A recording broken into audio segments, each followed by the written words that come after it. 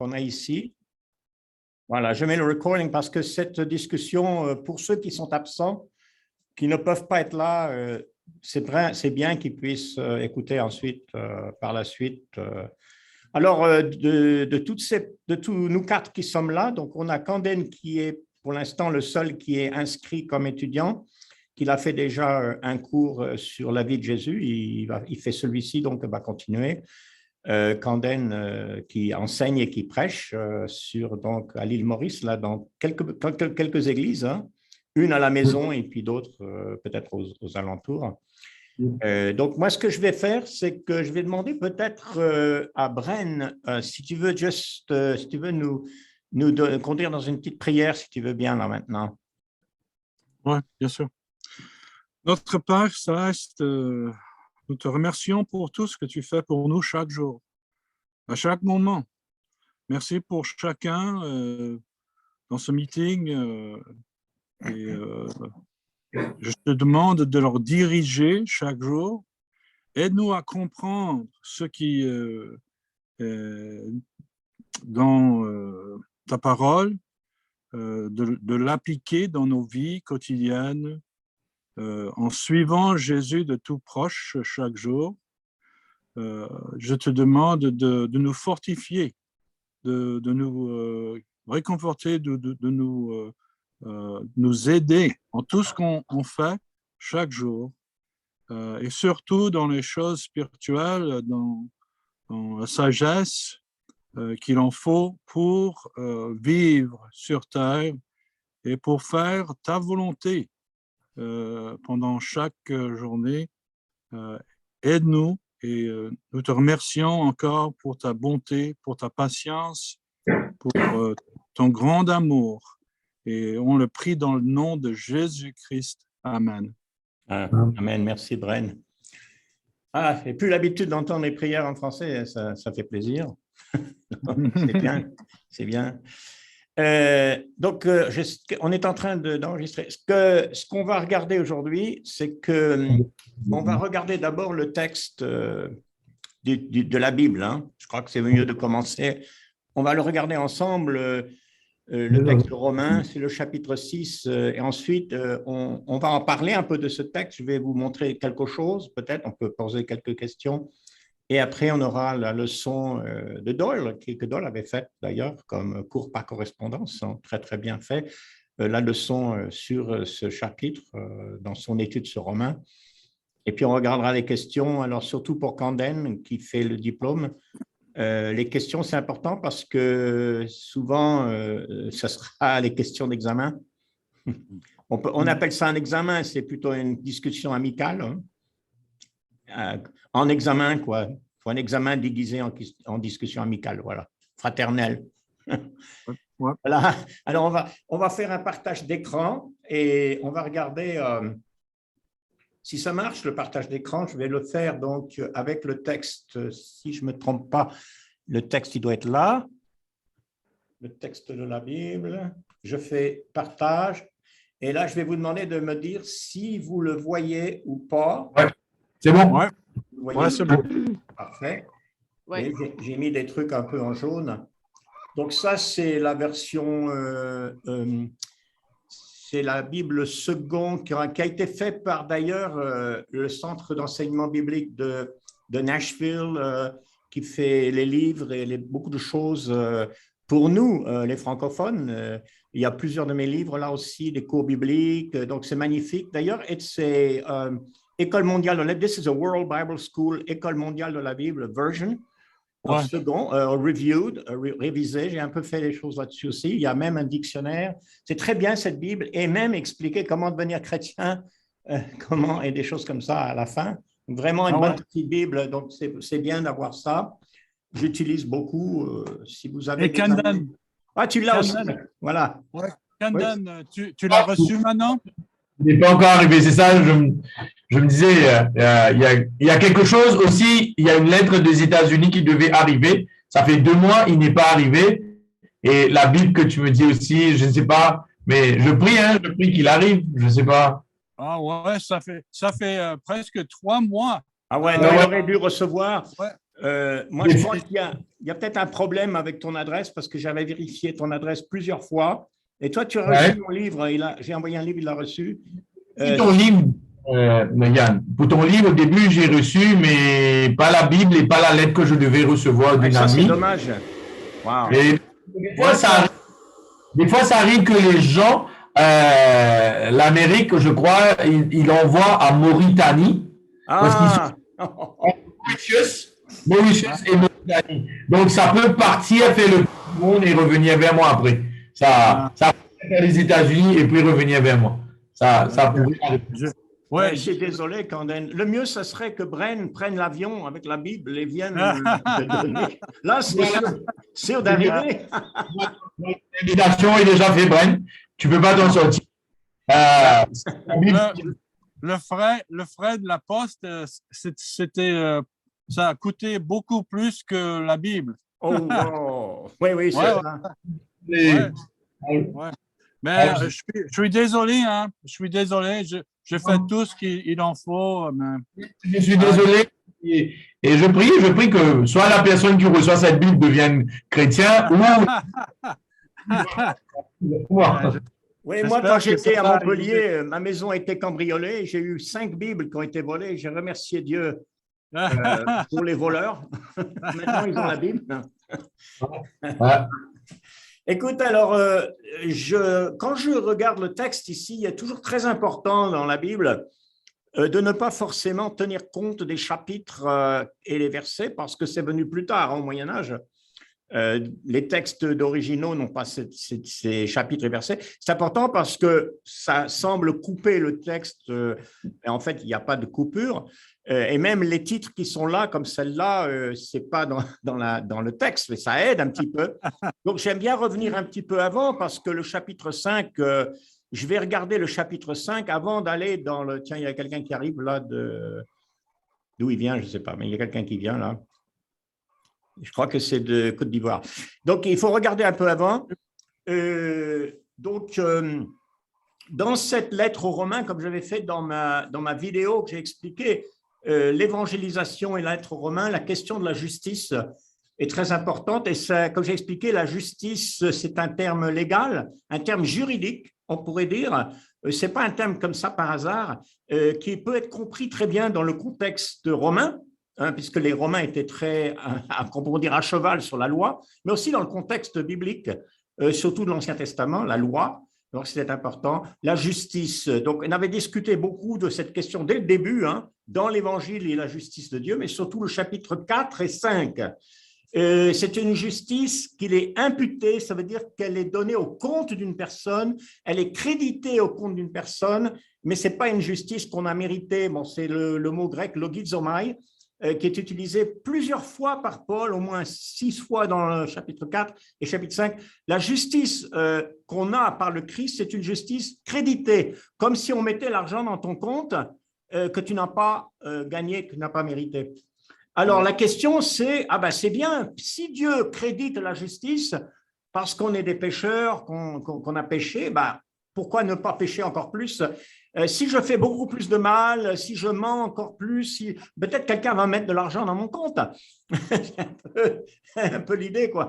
Peut-être Dieu va être encore plus gracieux envers moi. La grâce de Dieu, n'est pas donnée pour qu'on pêche plus. C'est le contraire. La grâce de Dieu est donnée pour qu'on pêche moins. Et ça paraît contradictoire peut-être, mais il faut comprendre pourquoi Dieu est gracieux, pourquoi Dieu offre son amour. D'ailleurs, le mot grâce dans l'Ancien Testament, il revient tout le temps. Ce n'est pas un mot du Nouveau Testament, chesed. C'est traduit d'ailleurs en anglais souvent par l'amour fidèle. Faithful love, this is the idea of favor, God's faithful love. C'est vraiment la grâce, c'est l'amour de Dieu, sa fidélité. Alors voilà, alors il dit au chapitre 5, juste avant le chapitre 6, par un seul acte de justice, la justification qui donne la vie s'étend à tous les hommes. Alors je vais poser la question à Élie ou Samuel. Vous voyez le texte ici, par un seul acte de justice, la justification qui donne la vie s'étend à tous les hommes. De quoi il parle quand il dit un seul acte de justice? Qu'est-ce que vous pouvez me répondre là? Vous voyez, je les interroge, les pauvres, je les mets à l'examen là. Qu'est-ce que peut être cet acte de justice? Vous pouvez parler entre vous si vous n'êtes pas sûr. Sinon, demandez à Camden. Qu'est-ce que Quel ça est veut cet dire? acte de justice? Oui, Un seul acte de justice. C'est quoi? je n'ai pas entendu très bien. Ils n'ont pas encore répondu. Là. Ah, d'accord, c'est moi. S'ils ne sont pas sûrs, ils peuvent parler avec toi, Camden. Mathieu? Dis, vas-y. Alors, qu'est-ce que tu Vas-y. dis? La mort de Jésus sur la croix. Parfait, Ouais. la mort de Jésus sur la croix. C'est très Ouais. bien, oui, une bonne réponse. Très bien. Un seul acte de justice, c'est clair, hein, ce n'est pas 10, 15. Ce n'est pas tous les actes de justice qu'on pourrait faire ou que quelqu'un d'autre pourrait faire. C'est un seul, et ça, c'est la croix. C'est la mort de Jésus. Ça, c'est vraiment au centre de l'Évangile. C'est au centre de Romains. Hein. D'accord. Donc, la justification qui donne la vie s'étend à tous les hommes. Ça, c'est très important. Pourquoi c'est important? Parce qu'il y a des gens qui pensent que Christ est mort que pour ceux qui ont été prédestinés. Hein, la prédestination, le calvinisme. Ici, et d'ailleurs dans toute l'Épître aux Romains, il n'y a pas de contradiction entre la prédestination, l'élection, et le fait que le salut est pour tout le monde. Il s'étend à tous les hommes. Dieu veut que tous viennent à lui. Jésus est mort pour tout le monde. Hein. Dieu a tant aimé le monde qu'il a donné son Fils unique. Donc, c'est pour le monde. Elle s'étend à tous les hommes. Pas seulement, forcément, à quelques-uns, mais à tous les hommes. Bon, ça, c'est important. Et donc, au verset 21, afin que comme le péché a régné par la mort, il a régné par la mort, ainsi la grâce règne par la justice pour la vie éternelle par Jésus-Christ notre Seigneur. Alors, notez ce mot « règne », parce que c'est un mot très important. Règne, qu'est-ce que quelqu'un peut me dire? Quelle est l'idée de régner? Ce n'est pas un mot, on n'est pas habitué, hein. C'est des rois qui règnent. Qu'est-ce qu'il y a dans l'idée de régner? La loi. Oui, mais quand quelqu'un règne, est-ce qu'on est soumis à ce quelqu'un? Est-ce qu'on fait ce qu'il dit? Ah, on est soumis. Voilà, obligé. Est-ce qu'un maître règne sur un esclave? Oui. Voilà. Un employeur, il a l'autorité sur un employé, donc on est au service de quelqu'un. Qui va être notre dirigeant? Qui va nous dire comment vivre? Qui va nous conduire? Qui va nous dire, voilà, il faut faire comme ça? Est-ce que c'est le péché? Est-ce que c'est le mal ou est-ce que c'est Jésus-Christ? C'est ça la différence. Ouais. Donc, la grâce doit régner. La grâce, et je reviens là-dessus, c'est un mot très important. Si on faisait une étude dans l'Ancien Testament, en ce moment, dans notre Église, on fait une étude de ce mot dans l'Ancien Testament aussi. C'est vraiment tout ce qui est le bien, c'est la fidélité, c'est la justice, c'est la sainteté, tout ça, c'est dans la grâce. Donc, ce n'est pas le péché, hein, c'est le contraire. Mhm. D'accord? Alors, pour la vie éternelle, c'est-à-dire que le but, ce n'est pas seulement pour cette vie, c'est bien d'avoir la justice dans le monde, mais le but, c'est la vie éternelle, c'est ce que Paul appelle le salut aussi, même au début, dans le premier chapitre. Hein. L'évangile est une puissance de Dieu pour le salut, hein, du grec, du juif, de quiconque croit. Ouais. Et cela, c'est par Jésus-Christ, c'est-à-dire que c'est par lui que c'est possible. Alors, ça pose une question que se posaient certainement certains, une question ou peut-être une objection, peut-être une question que Paul soulève au chapitre 6, à partir de là. Alors, que dirons-nous donc? Quelle est la conséquence de tout ça? Est-ce que nous allons demeurer dans le péché afin que la grâce abonde? C'est une question. Alors, on va rester dans le péché pour qu'il y ait plus de grâce. Il dit, loin de là, nous qui sommes morts au péché, comment vivrions-nous encore dans le péché? Alors, il dit quelque chose d'important qui dit dans beaucoup d'autres textes, même pas seulement Paul, mais d'autres, nous sommes morts au péché. Et je crois que c'est ce qu'il va expliquer dans tout ce chapitre. C'est une introduction, on est mort au péché. On n'est pas simplement une meilleure vie. Oh, j'ai compris un peu mieux ce que Dieu me demande. Maintenant, je vais faire comme ça.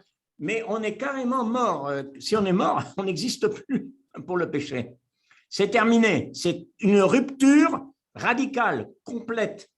intégral. Ce n'est pas à moitié, ce n'est pas 80% à moitié vivant, à moitié mort, mais c'est mort au péché. Et donc là, il va expliquer, et j'ai mis plusieurs points par rapport au texte. Donc, le premier point que j'ai mis, je vais vous montrer, en rouge ici, souligné dans la Bible. Ignorez-vous que nous tous qui avons été baptisés en Jésus-Christ, c'est en sa mort que nous avons été baptisés. Première chose. Donc, j'ai souligné en rouge ici, si vous voyez. Ensuite, deuxième argument au verset 11, qui est un petit peu différent. Il dit, vous-même, regardez-vous comme morts au péché et comme vivants pour Dieu en Jésus-Christ. Voilà comment vous devez vous regarder, vous voir. Hein? Ça, c'est. Et numéro 3, c'est un peu la même chose. De même que vous avez livré vos membres, ça c'est le verset 19, comme esclaves à l'impureté, à l'iniquité pour arriver à l'iniquité, maintenant, livrez vos membres comme esclaves à la justice pour arriver à la sainteté de Dieu. Et ça, c'est un impératif, c'est pas, ce serait bien, hein, ce serait un encouragement, c'est un commandement.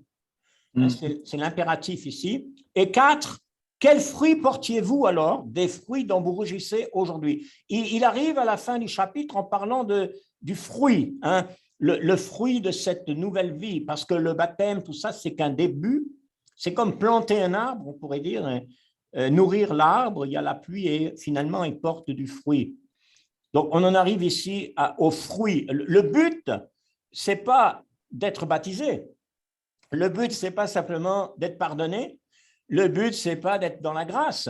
Quel est le but ici? Je vais demander encore à Élie ou Samuel, quel est le but d'avoir été baptisé? Quel est le but d'avoir accepté Jésus? Quel est le but même de lire la Bible, de prier, tout ça? Qu'est-ce qu'on cherche? Qu'est-ce que Dieu cherche dans notre vie? Je repose toujours la question à Élie ou Samuel, s'ils veulent bien. Donc, quel est le but de notre vie, je dirais? Peut-être c'est une bonne question comme ça. Quel est le but de notre vie? Connaître Dieu. Oui, c'est bien. Connaître Dieu, c'est juste. Mais quel est le but de connaître Dieu? Quel est le but de connaître Dieu? Ouais, d'après le verset 21. Ah, d'après le verset 21, ok. Oui. Il parle du péché. Par les péchés. Et ne pas pécher, c'est bien, mais ce n'est pas le but. De porter du fruit, alors. Voilà, j'en arrivais, c'est la réponse. Il faut jamais oublier, le but, c'est de porter du fruit. Et Dieu nous a mis sur la terre pour porter du fruit, exactement comme un arbre, il est sur la terre pour porter du fruit. Et dans l'Ancien Testament, souvent, le peuple d'Israël est comparé, par exemple, à une vigne, hein, dans Ésaïe, c'est au chapitre 5, et cette vigne, elle n'a produit rien du tout. Alors, qu'est-ce que va faire un vigneron, Bren, qu'est-ce que va faire un vigneron quand sa vigne ne produit rien du tout? Il va recommencer, il va détruire certaines parties qui ne donnent rien. Il faut recommencer. Il faut détruire ce qui ne fonctionne pas. Ouais. Alors, ces fruits, j'ai noté un texte Galates hein, ici parce qu'il parle du fruit de l'esprit, hein, c'est la même chose, hein, Galates 6. Il y a d'autres textes dans la Bible. Mais si vous regardez Romains, eh ben, on verra qu'à partir de là, maintenant, à partir de là, hein, et même après, il va parler de ce fruit, il va parler de cette vie nouvelle qu'on a dans le Christ. Surtout d'ailleurs, je dirais un peu plus loin, à partir du chapitre 12 et jusqu'au chapitre 16, le Romain, parle pas que du salut, de l'œuvre du Christ, il parle du résultat, la conséquence dans la vie des personnes, dans leur vie personnelle. Donc, il y a des choses très précises, pratiques. Et si vous lisez chapitre 12, à partir de là, c'est très pratique. Il dit, offrez vos membres, vos corps comme un sacrifice agréable à Dieu. Et puis, il va parler de choses pratiques. Il va dire, par exemple, vivrez en paix avec tous les hommes, autant que ça dépend de vous. Vivez en paix les uns avec les autres. Ne pas avoir des disputes sur des choses sans importance. Et puis, l'amour, il en parle au chapitre 13 de Romains, d'ailleurs, à travers. Et puis, jusqu'à la fin, c'est très pratique, c'est très concret. Donc voilà, donc comment toute la lettre est écrite. Donc, vous voyez un petit peu tout ça, et puis donc j'ai mis un peu tout ça comme ça dans ma Bible. J'avais aussi noté ici, oh, pardon, j'avais noté ici justement, donnez-vous à Dieu comme étant vivant de mort que vous étiez, offrez à Dieu vos membres comme des instruments de justice. J'ai mis Colossiens parce que c'est presque la même chose dans Colossiens, la chapitre 3. Vous êtes ressuscité avec le Christ, pensez aux choses célestes, attachez-vous aux choses célestes où Christ est à la droite de Dieu. Votre vie est cachée en Christ, etc., dans ce texte-là. Donc, il y a beaucoup de textes parallèles à ça dans les autres textes. Voilà, donc voilà, c'est bon. Est-ce qu'il y a des choses à dire en plus, peut-être, Bren, ou quelqu'un voudrait dire autre chose sur… bon, j'ai dit quelques trucs, il y a beaucoup plus à dire. C'est intéressant que tout ça, c'est lié, c'est basé sur l'enseignement de Jésus lui-même. Ouais. En Jean 15, Ouais. même Jean 3, il parle des choses concernant l'arbre. Il faut refaire l'arbre pour que ça donne des bonnes choses. Ouais. Et c'est lié aussi avec Galates 5, Ouais. tout ce que l'Esprit Saint Ouais. il produit dans notre vie, nouvelle vie. Ouais. C'est intéressant comment c'est lié avec beaucoup, beaucoup de choses dans le Nouveau Testament. Ouais, tout à fait, ouais. Et, dans notre congrégation, nous étudions le fin de Romains 1 et au commencement de Romains 2. Ouais. Et ici, il parle oh, j'ai oublié le mot. Le travail. Ouais. Mais c'est notre travail ne sauve pas, Ouais. mais dans chapitre 6, c'est les fruits. Ouais. Le travail, c'est quelque chose qui montre la change de vie. Le changement de vie, c'est bien, c'est très, très bien. Oui, effectivement. Il y a un autre texte que vous pouvez noter, c'est Éphésiens 2, 8 et 9. Là, nous sommes sauvés non par les œuvres, mais par la grâce, à travers la foi. Mais là, justement, au verset 9, Éphésiens 2, il dit « Pour des œuvres que Dieu a préparées d'avance. » Et Lacha a raison, c'est les œuvres dont le Nouveau Testament parle, dont je dirais même l'Ancien d'ailleurs, les œuvres que Dieu va regarder et qu'on peut produire, ce n'est pas par nous-mêmes, c'est des œuvres qui finalement sont produites parce qu'on a cette relation avec Dieu. Parce que quand on est coupé de Dieu, il le dit en Romains 3, 23, et le péché nous sépare, nous prive de Dieu, mais c'est aussi nous prive de la capacité de produire du bon fruit. Comment être juste, comment être bon, comment avoir l'amour si on n'a pas Dieu?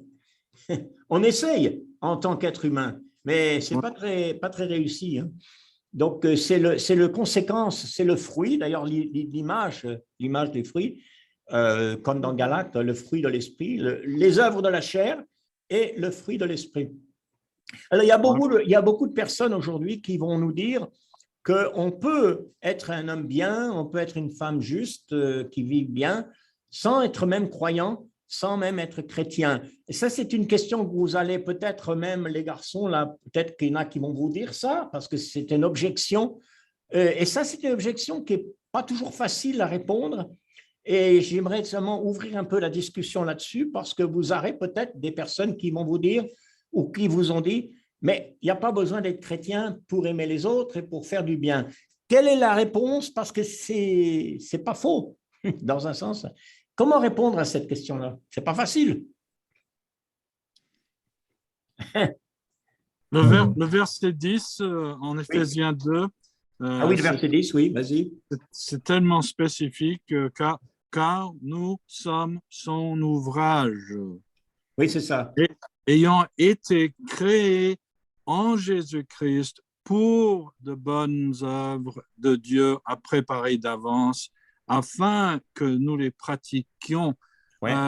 C'est un langage très, très spécifique, très à point. Mais ça commence avec c'est son ouvrage, comme tu dis. C'est pas quelque chose qu'un être humain peut faire tout seul. C'est pas possible même de persévérer dans des bonnes choses. Après un peu de temps, nous serons à plat euh, si on essaye de faire des bonnes choses sans Dieu. C'est par sa puissance, c'est par son esprit, Ouais. c'est par son plan en Jésus-Christ. C'est seulement en Jésus-Christ. Et c'est ça qu'il faut vraiment, il faut avoir un peu d'emphase avec les gens pour clarifier que c'est seulement Dieu, c'est seulement Dieu, c'est seulement en Christ qu'on peut vraiment vivre comment il en faut. C'est pas possible autrement. On peut essayer, mais on n'arrive jamais. On n'arrivera jamais. Ouais. Ouais. C'est vrai, hein, c'est sûr. C'est assez difficile comme des chrétiens pratiquants. C'est assez difficile, mais c'est par sa puissance. Oui. Exactement. Donc, le problème, c'est de l'admettre, c'est de l'accepter. C'est-à-dire que l'évangile, si on n'accepte pas qu'on est perdu, qu'on n'y arrive pas, qu'on a besoin de Dieu, qu'on n'est pas autonome, pour quoi que ce soit, même pour respirer l'oxygène, ça ne dépend pas de nous. C'est peut-être des choses à dire aux personnes qui se croient tellement capables. Dire, vous pensez que faire le bien, vous arrivez à faire le bien tout seul, mais est-ce que vous arrivez à respirer tout seul? Est-ce que vous arrivez à digérer tout seul? Est-ce que vos yeux fonctionnent? Est-ce que c'est vous qui avez créé votre cerveau? Sûrement pas. Alors, même si vous faites un peu du bien, peut-être qu'il faudrait donner la gloire à celui qui vous a fait, celui qui vous a créé. Il vous a donné l'intelligence, vous êtes capable de faire un peu de bien, remerciez Dieu. Non, tout c'est moi qui c'est important. Je crois que ça vient de là le problème, hein, ça vient de là. Donc l'objection, il faut des fois la retourner et reposer la question une autre manière. Et je pose la question aux gens, je dis, mais d'accord, qui vous a fait comme ça? Est-ce que vous vous êtes fait comme ça? Peut-être vous avez eu des parents chrétiens ou des parents qui vous ont appris des bonnes choses. C'est pas vous. Ça peut être vos parents, ça peut être vos grands-parents, ça peut être que vous avez entendu même des messages de la Bible et vous avez oublié. Bon, c'est toujours Dieu. Mais c'est vrai ce que Bren dit, parce que si on veut aller plus loin dans le fruit, si on veut aller plus loin dans la vie, si on veut progresser plus, il faut avoir Dieu, parce qu'on ne peut pas tout seul, hein, on n'y arrive pas. Maintenant, si on n'accepte pas ça, c'est un problème, mais c'est justement là, c'est là qu'il faut choisir. C'est par moi-même ou c'est Dieu? Ouais, c'est ça. Et parfois, je crois que ça, c'est le grand bataille ou quoi dans nos têtes, comme des chrétiens pratiquants. Il y a une lutte dans nos têtes de temps en temps concernant ce fait que je ne peux vraiment rien faire sans Dieu, parce qu'il est la source de tout ce qui est bon. Alors, si je fais quelque chose de bien, ça c'est une réflexion à lui, parce qu'il a tout fait. Il l'a fait bon. C'était bon quand il l'a créé. Il est la source de tout ce qui est bon. Alors, il faut un peu de réflexion. Et ça nous aide aussi avec l'humilité. Ça nous aide à rester dans la position correcte avec Dieu. Tous les mots dans le Nouveau Testament pour l'humilité, ça veut dire, ou soumission et tout ça, ça veut dire de se mettre en bas de Dieu. Upotasso. Le mot, c'est upotasso. Et si on met quelque chose en dessous, c'est dans la place correcte.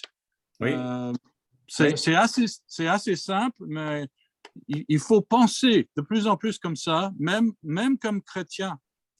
Très important, quand j'étais à l'école publique, je n'ai pas été qu'à l'école, mais quand j'étais à l'école publique, à un moment donné, j'ai fait mes classes, presque le baccalauréat, je faisais le baccalauréat de philosophie. On parlait de Jean-Paul Sartre et tout ça, on ne parlait jamais de Dieu.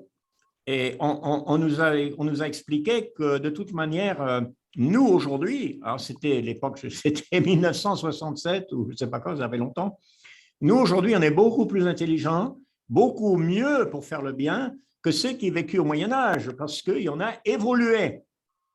On a progressé, c'était le mot, le grand mot.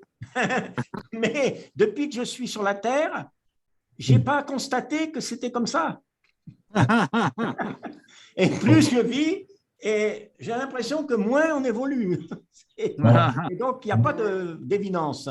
Avec Dieu, il y a des évidences, et puis les fruits, c'est quelque chose qu'on touche, qu'on voit, qu'on goûte, c'est concret. Mais je ne vois pas de choses concrètes dans notre monde pour dire qu'on a vraiment progressé. Et je ne pense pas que le XXe siècle est mieux que même le XVIe ou le IVe. Donc, c'est Jésus qui amène le changement. Hein? Ouais, c'est de pire en pire. Oui, c'est de pire en pire. Alors, je dis ça aussi pour les garçons qui sont là, parce que peut-être qu'à l'école, on leur dit qu'ils ne sont que des singes qui sont évolués, mais c'est un mensonge. Pour beaucoup de raisons, c'est un mensonge, mais les singes existent sur la Terre, je pense, depuis très longtemps, mais ils sont toujours des singes. Et nous, on est toujours des hommes. Donc, on a le choix d'être des hommes et non des animaux. On a le choix, et ce qui est beau, on a le choix de dire oui à Dieu et on a le choix de progresser, mais à la manière de Dieu, c'est-à-dire avec son aide, et non pas d'une manière autonome, comme on croit encore aujourd'hui, beaucoup de gens croient. Donc, c'est vrai que ça, c'est un gros problème. Donc, je vais arrêter ici ça. Et je vais essayer d'aller sur le… Alors, je n'en ai toujours que 4, je ne vois pas où sont les autres. Je vais essayer d'aller sur le cours qui se trouve, je crois, ici. Non, ça, c'est le son. Ah, le cours, il est où le cours? Il est là, je pense. Oui, le cours. Voilà, ça, c'est le cours, hein, vous le voyez, je pense. Donc, c'est le cours que Dole avait fait. Donc, c'est vrai que ceux qui ont le temps, c'est bien donc pour Camden qui va faire l'examen. Les versets là, il faut choisir là, ici, là ou là, choisir un de ces versets pour apprendre par cœur. Il y a toujours un verset qu'on peut choisir pour l'examen. Le commentaire, c'est très bien aussi, hein, que j'ai envoyé, qui est en PDF, de Richard Bailey. Je crois que c'est moi-même qui l'a traduit d'ailleurs, il y a longtemps. Le commentaire, chapitre de page 5 à 12. Et puis voilà. Donc, il y a certaines choses, je ne peux pas aller sur tout le cours, mais j'ai mis en jaune certaines choses parce que j'ai trouvé que c'était assez intéressant. Par exemple, il dit, le chapitre 1, verset 11, c'est pour préparer la prochaine étape de son entreprise missionnaire que Paul a écrit aux Romains. Donc, c'est une question que je pose. Est-ce que Paul avait été à Rome avant d'écrire? Camden, tu connais la réponse, je pense. Répète la question. Est-ce que Paul a été déjà à Rome avant d'écrire Romains? Je crois. Attends, ouais. Avant d'écrire Romain. Non. Difficile. Oui? Oui ou non? Attends. Romain? Ah, je ne me souviens pas. Je me souviens pas. Non, mais c'est normal. Mais si tu lis le premier chapitre, il le dit lui-même, hein, qu'il n'a pas connu, il n'a pas été à Rome. Il n'a jamais été à Rome.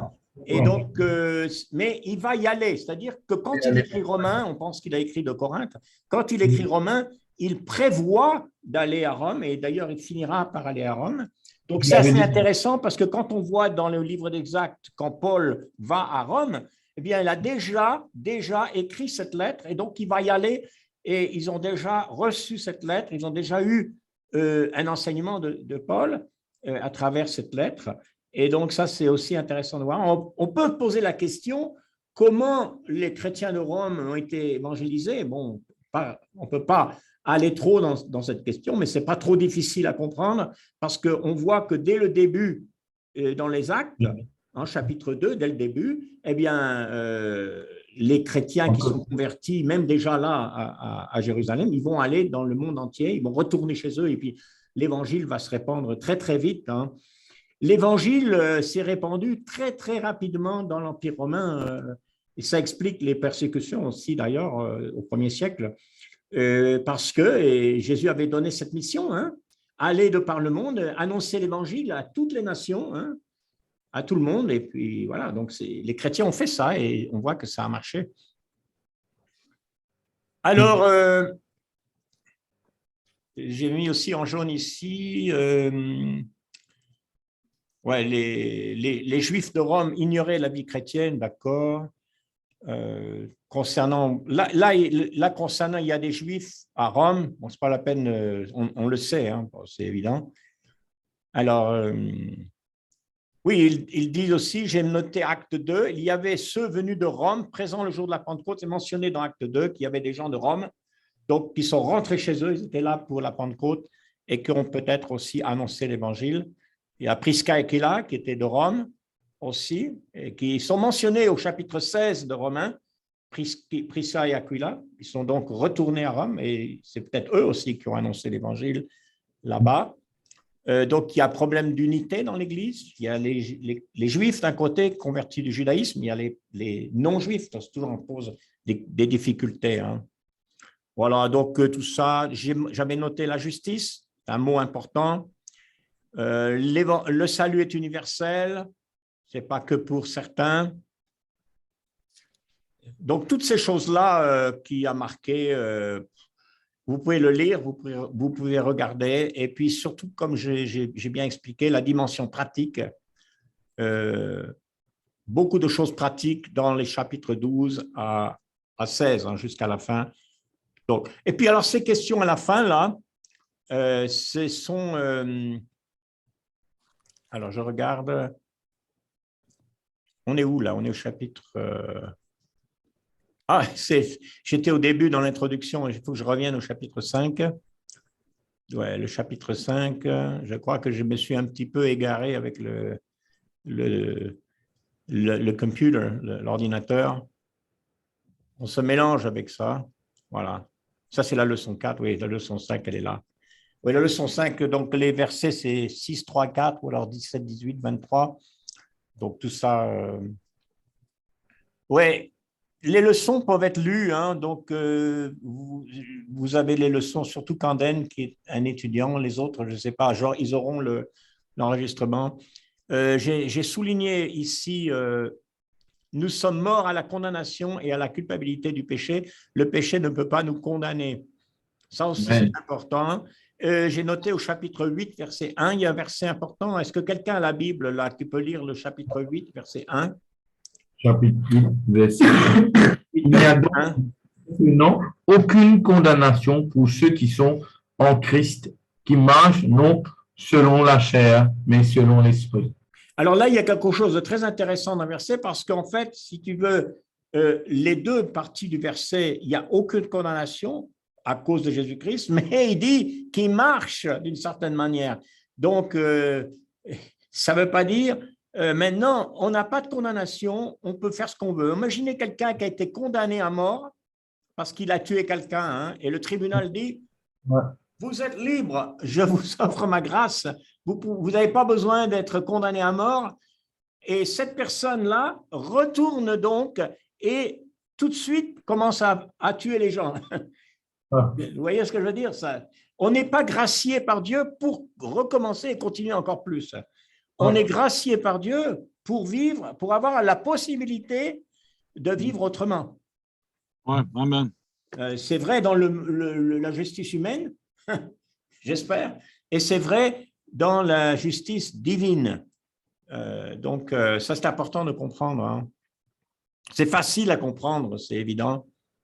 Et ça s'appelle la sanctification. Il y a le mot saint, sanctification. Alors, sur la sanctification, il y a des fois une confusion parce que, par exemple, dans Romains aussi au début, puis dans d'autres textes, Paul parle, il écrit aux saints.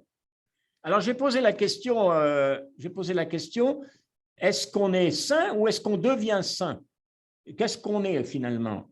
Parce qu'il dit, vous êtes saint, et après il dit, il faut être saint. Donc, c'est l'un ou l'autre. Comment on explique cette différence? Bren, tu peux nous dire un peu ou...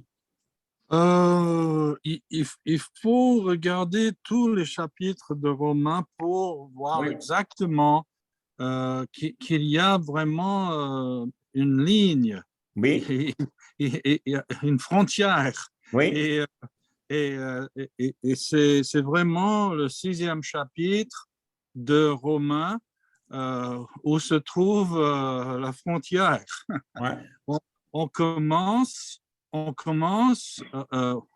est mort avec Jésus-Christ dans le baptême, on est unifié avec Christ dans le baptême, ouais, on reçoit l'Esprit Saint dans le baptême. ouais. Nous sommes une nouvelle création. Quand nous sommes baptisés, on est parti, on est sorti de l'eau. Ouais. Nous sommes une nouvelle création. Ouais. Et ça c'est le commencement, parce qu'il y a la justification, mais nous sommes sanctifiés aussi par le sang de Jésus-Christ en partageant dans sa mort, et nous sommes ressuscités à cette vie nouvelle, la vie éternelle, mais c'est pas possible d'être réclamé par Dieu comme saint avant ça. Et il n'y a pas de confusion. Avant que nous sommes unifiés, liés avec Christ dans le baptême, avant ça, nous sommes dans le péché. Mais après c'est son travail. C'est le travail de Dieu dans le baptême. Ouais. Nous sommes purifiés, sanctifiés par le sang de Jésus-Christ quand nous sommes crucifiés avec lui dans le baptême. Et ça, c'est exactement ce que Paul explique dans le 6e chapitre.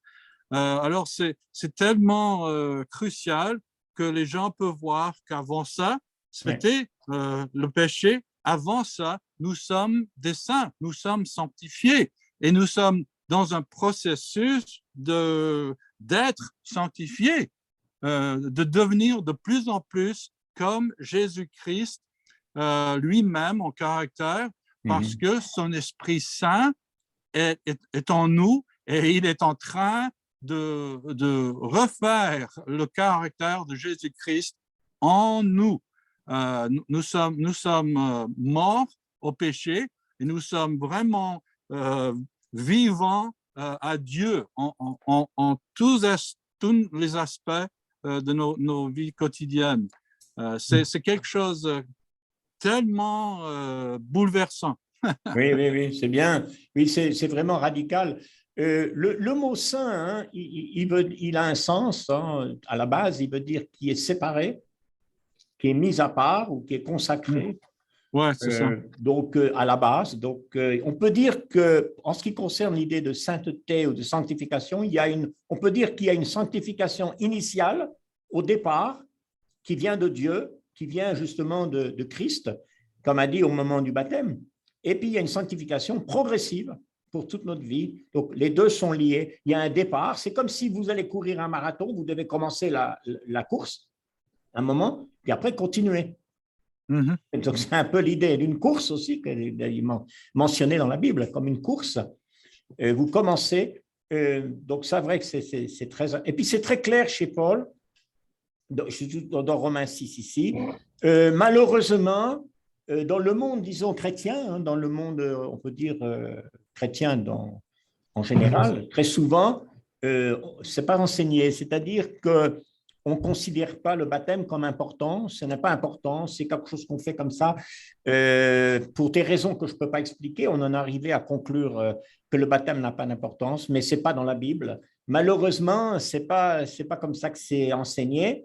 Et donc, il y a beaucoup de personnes qui croient en Jésus, qui veulent suivre Jésus, mais qui ne comprennent pas cet enseignement. Voilà, donc ça, c'est important de savoir aussi. Oui, bon, alors on est baptisé dans l'eau, évidemment, mais l'eau n'a aucun effet. L'eau ne fait rien du tout, c'est pas l'eau, hein, évidemment, qui nous enlève le péché, c'est Dieu qui le fait. Donc, ça aussi. Alors, il parle dans le verset 6 du vieil homme, hein, le vieil homme, l'homme au sens générique, hein, le vieil homme, l'anthropos, l'être humain. Ça peut être donc les femmes. Hein. Le vieil homme, c'est celui qui vivait avant, et c'est un peu ce que Bren disait. C'est un peu la même chose. D'ailleurs, verset 6 de Romains 6, vous voyez bien, hein, le vieil homme, il est mort, hein, il n'existe plus. C'est un homme nouveau qui est né et qui doit grandir dans cette nouveauté, parce qu'il y a l'idée aussi d'un enfant qui naît. Hein, Jésus dit, il faut naître d'eau et d'esprit. Bon, donc, quand on naît, on ne sait pas tout. On doit grandir, on doit se nourrir. C'est ça l'image aussi de la sanctification. Donc, l'homme nouveau, d'ailleurs, dans Colossiens 3, si vous lisez Colossiens 3, il va l'expliquer même. Voilà ce que c'est que l'homme nouveau, il fait. Voilà comment il est. Il ne ment pas, il ne triche pas, il dit la vérité, etc. J'ai noté Colossiens 3, versets 9 et 10. C'est très pratique. Comment il vit cet homme nouveau? Alors, on est libre de la culpabilité, on est libre de la condamnation, mais aussi on est libre de la pratique du péché. Ça, il ne faut pas l'oublier, par l'aide de Dieu, par cette vie avec Dieu, parce qu'il faut une vie avec Dieu, il faut continuer à chercher Dieu. On peut vivre sans péché autant que possible. Et quand on pêche, c'est une question qu'il ne répond pas ici, Paul, mais quand on pêche, parce qu'on pêche, qu'est-ce qu'il faut faire? Et je pose la question un peu aux garçons qui sont là et à Camden. Comment faire si on continue, on fait des péchés des fois, et alors qu'est-ce qu'on peut voir dans la Bible quand ça arrive? Si Si vous voulez vous en parler, on sait qu'on a été un homme nouveau par le baptême, on va plus pécher, on va suivre Jésus, mais quand on pêche, qu'est-ce qui se passe alors? Est-ce qu'on est perdu ou qu'est-ce qu'il faut faire? Oui. Il faut demander pardon à Dieu. Oui, exactement. C'est très bien la réponse. Il faut demander. Donc c'est important de garder cette relation avec Dieu et d'être honnête avec Dieu pour reconnaître, hein, nos fautes. Est-ce qu'il y aurait un texte biblique qui montre ça? Est-ce que vous vous rappelez d'un texte biblique qui nous parle de ça? Je pense 1er Jean. Oui, 1er Jean, oui. La première lettre de Jean. Ouais. Oui.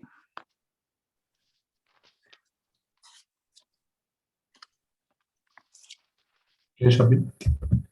Le début, je crois, et puis, je ne sais pas, Naïcha va nous dire, là. Oui.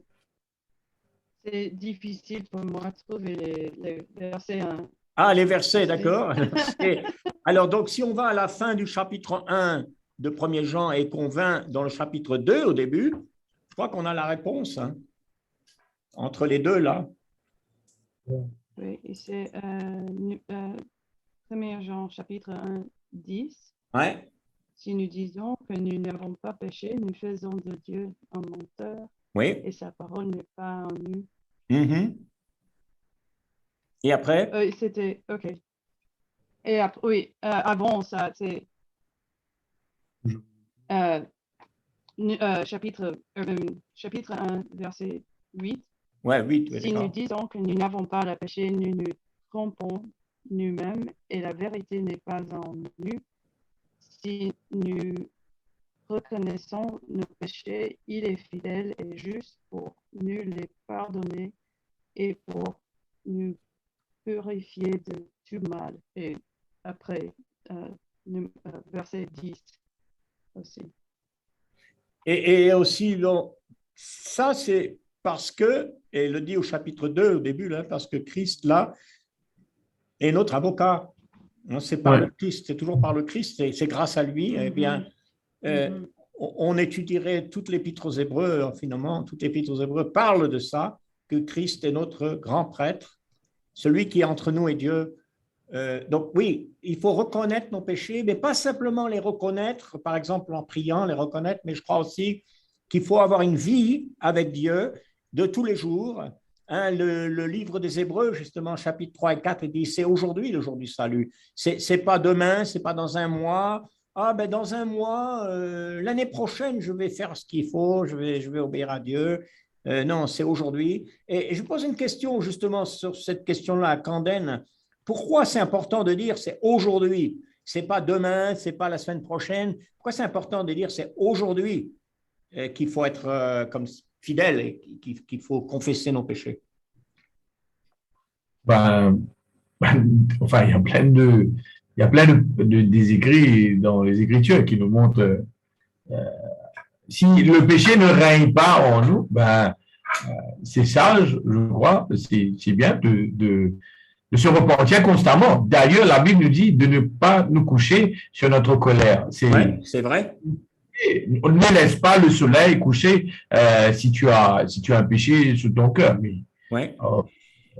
pas de verset vraiment pour appuyer tout ça, mais dès que si nous vivons que Christ est notre Seigneur, ben, dès que nous avons péché, on ne veut pas pécher, mais si on pêche et par accident ou par faiblesse, ben, qu'on se repente continuellement, comme la Bible que dit que le sang de Jésus nous lave continuellement nos fautes. Oui, c'est bien. Puis quand même, il y a une chose qui est assez évidente, c'est que personne ne sait Ah oui, ouais, combien de temps ils vont vivre. Ah ouais. Ouais. Combien de temps C'est Et pas parce aussi- qu'on est jeune qu'on va vivre longtemps, et c'est pas parce qu'on est vieux qu'on va vivre longtemps aussi. Je veux dire, donc c'est aujourd'hui le jour du salut. C'est aujourd'hui qu'il faut être en règle avec Dieu. Il ne faut pas attendre demain. Hein? Je crois que ça est bien. Et aussi Oui, l'achat. les péchés grandissent aussi. Ah, ça c'est très vrai. Oui. Oui, on doit changer immédiatement parce que On ne veut pas que ça grandisse. Ouais. Ouais. Oui, c'est vrai, ça, c'est que le péché amène d'autres péchés et donc il faut pas trop jouer. Hein. Paul dit en Galates cette chose, il dit l'homme récoltera ce qu'il sème. Donc, il faut faire attention à ça aussi. Ça, c'est bien, d'accord. Ouais. Ouais. Et en hébreu aussi, il y a le langage concernant que ça peut vraiment endurcir Oui. le cœur. Oui. Après un peu, si on continue de faire des choses qui sont pas vraiment la volonté de Dieu, Ouais. ça fait ruiner l'âme, le cœur encore. C'est pas utile pour faire le fruit de Dieu. Ouais. C'est le contraire. Ouais. Ouais. C'est justement d'ailleurs là dans le chapitre 3 et 4 d'Hébreux, là où il dit plusieurs fois c'est aujourd'hui le jour du salut, c'est justement dans ces textes qu'il dit n'endurcissez pas vos cœurs, c'est-à-dire qu'avec le temps, le cœur s'endurcit, de même que par exemple une terre d'argile, par exemple, va s'endurcir, on ne pourra plus écrire dessus. Avec le soleil, elle va s'endurcir. C'est un peu ce qu'on voit même dans le monde physique.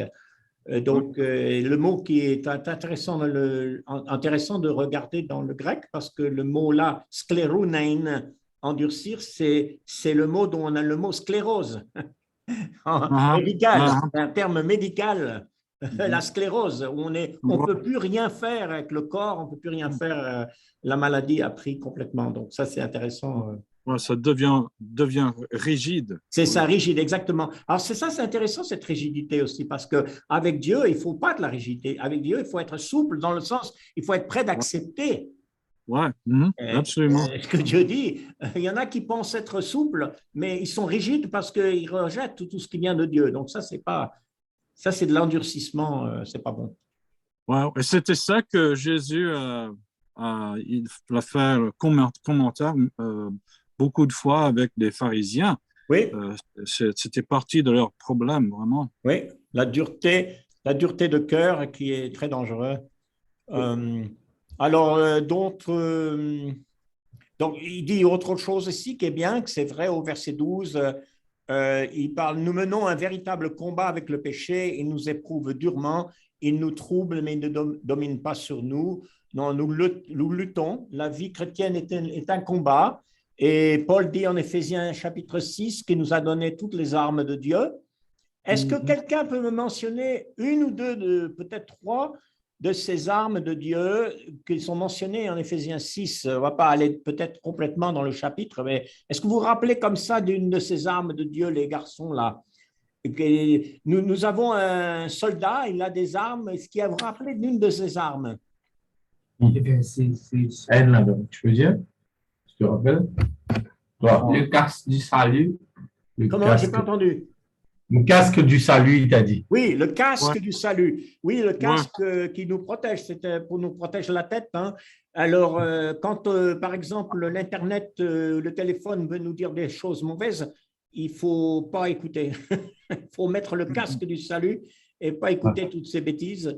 D'accord, un autre exemple. Le bouclier de la foi. Le bouclier de la foi, oui. Alors, c'est pas mal. C'est bien un bouclier quand on nous jette des pierres ou des choses. Il faut protéger. Et la foi est un vrai bouclier. Est-ce qu'il y a un troisième arme qu'on peut mentionner? L'épée de la parole. L'épée de la parole, voilà. Donc, là, ces armes-là, il faut s'en servir à chaque moment, à chaque instant. Il faut être des bons soldats, bien préparés, bien entraînés. Pourquoi? Parce qu'il y a un combat. Et il y en a beaucoup qui oublient ça, hein, n'est-ce pas, Bren? Tu es d'accord qu'il y en a qui vivent la vie chrétienne comme si tout est bien, il n'y a pas de lutte, mais il y a une lutte quand même, et avec l'aide de Dieu, on peut combattre. Ouais, c'est vrai ça. Hein, il est d'accord? Il est toujours d'accord. Pas de problème. Voilà. Bon, Paul dit une chose intéressante, tout simplement, je souligne ici au verset 19, il dit « Je parle à la manière des hommes ». Je pense que la raison qu'il dit « je parle à la manière des hommes », c'est parce qu'il donne un peu des exemples dans la vie pour expliquer. Par exemple, il dit « nous ne sommes pas esclaves du péché, mais esclaves de la justice ». Bon, aujourd'hui, il n'y a pas d'esclaves, chez nous en tout cas. Alors, comment on peut comprendre ça? Il n'y a pas des maîtres esclaves en Amérique. Je ne pense pas qu'à l'île Maurice, il y a des maîtres et des esclaves non plus. Alors, si on voulait expliquer ça à notre manière humaine aujourd'hui, comment on pourrait expliquer ça? Moi, j'ai certaines idées là-dessus, mais c'est personnel. Le patron envers ses employés. Oui, d'accord.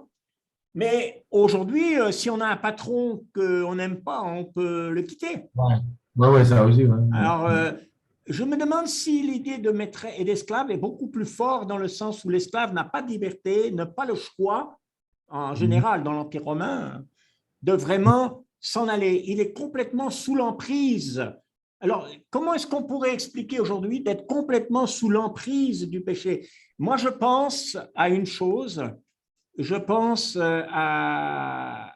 j'ai oublié le mot en français. Pour le mot addiction. Comment Addiction. Hein? Il dit la même chose que toi. Il a dit, quel mot il a utilisé? Parce que moi, j'ai oublié. Comment il a dit? Addiction. Addiction. Ah, on dit ça aussi en français, c'est vrai. Mais il y a un autre mot, j'ai oublié. J'ai oublié mon français, moi. Addiction, c'est-à-dire, peut nous expliquer qu'est-ce que c'est une addiction? C'est-à-dire, quand vous prenez les drogues sont tellement de force, d'influence sur vous, que plus vous en prenez, vous ne pouvez plus vous arrêter. Hein? Donc, il faut faire très attention à ça parce que dans le monde moderne, il y a beaucoup de genres de drogues qui existent et donc qui vont nous rendre esclaves où on ne pourra plus être libre de s'en aller et on va être au service, on pourrait dire, de ces mauvaises choses. Donc, il faut être au service seulement de Dieu. Dieu doit être notre seul maître. Et si on prend un autre maître, vous savez que Jésus avait dit qu'on ne peut pas servir deux maîtres. Oui, c'est ça. Quand il a dit ça, d'ailleurs, qu'est-ce qu'il a dit d'autre? Nul ne peut servir de maître. Pourquoi? Sans que l'un d'eux soit trompé.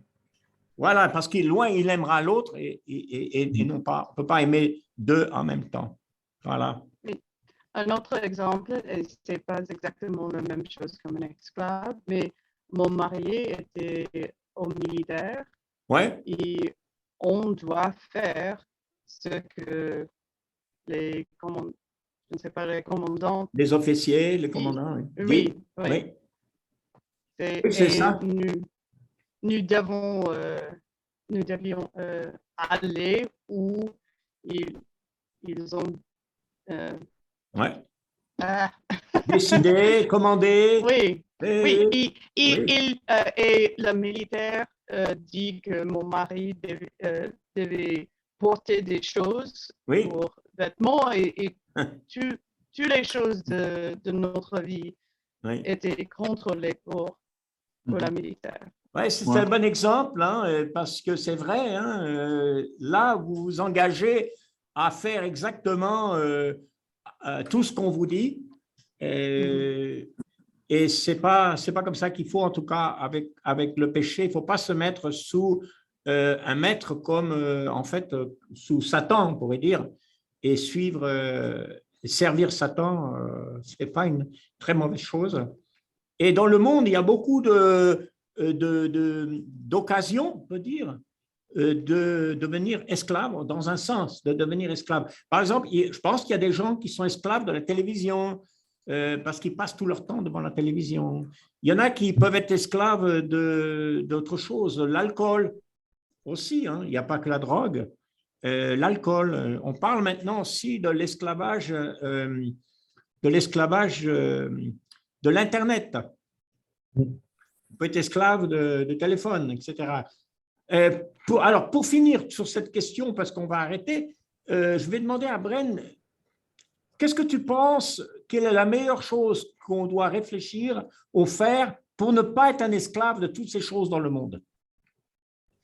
Je crois que tu l'as déjà mentionné. Oui, C'est vraiment l'enseignement de Jésus-Christ au commencement. oui, C'est pour ça qu'il a commencé son enseignement en disant qu'il faut choisir, il faut constater que Dieu nous a créés.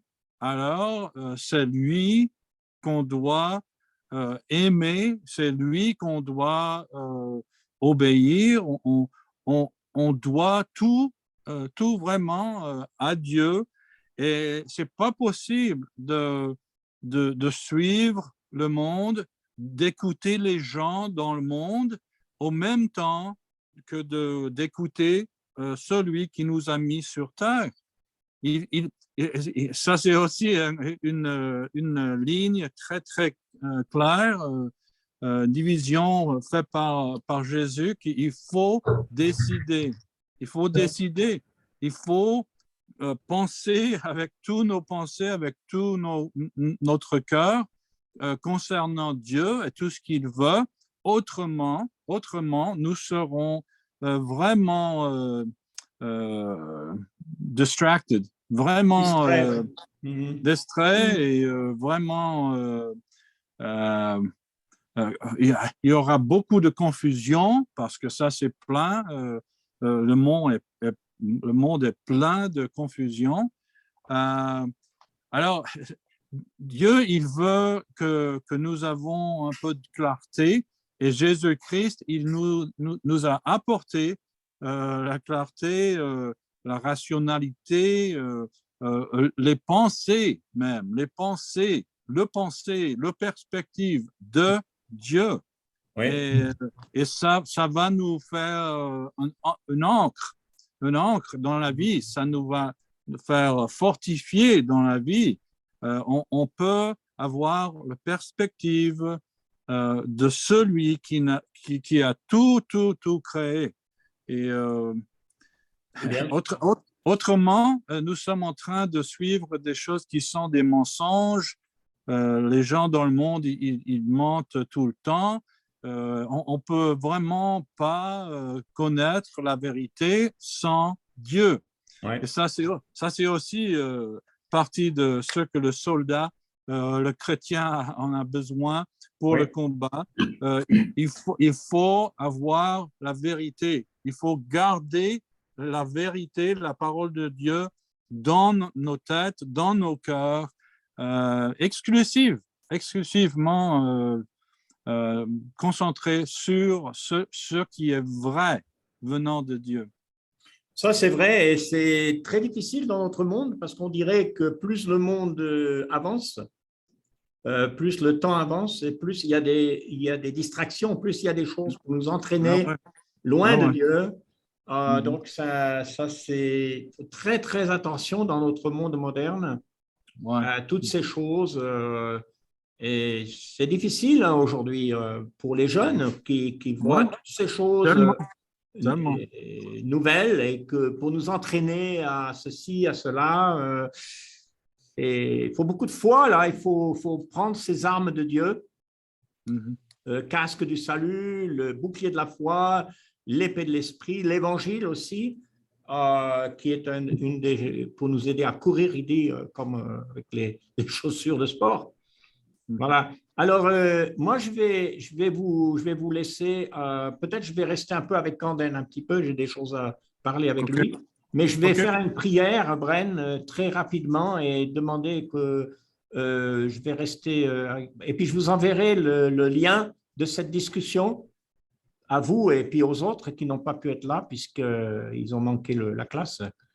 Et puis, je remercie tout le monde d'être là. Et donc, normalement, un vendredi prochain. Et donc, c'est une bénédiction d'avoir la technologie. Merci à Dieu pour ça, hein, pour les inventeurs. Les inventeurs qui nous donnent cet outil. Hein. Merci beaucoup, Yann. Oui, merci, je vais prier, Brian. Je vais faire une rapide prière. Seigneur, merci pour chacun et bénis-les dans leur vie, dans leur famille, dans leur travail. Je prie ça au nom de Jésus. Amen. Amen. Amen. Merci. Alors, voilà, Canden, tu peux rester. Moi, je vais parler un peu avec Canden et puis je vous dis au revoir. Au revoir. À la prochaine. À la prochaine. Que Dieu vous bénisse. Canden, reste un peu là parce que on va se parler. Voilà. Ouais. Voilà. OK, je crois qu'il y a tout le monde qui est parti. Je vais arrêter Sharing. l'enregistrement ici, parce que pas la peine.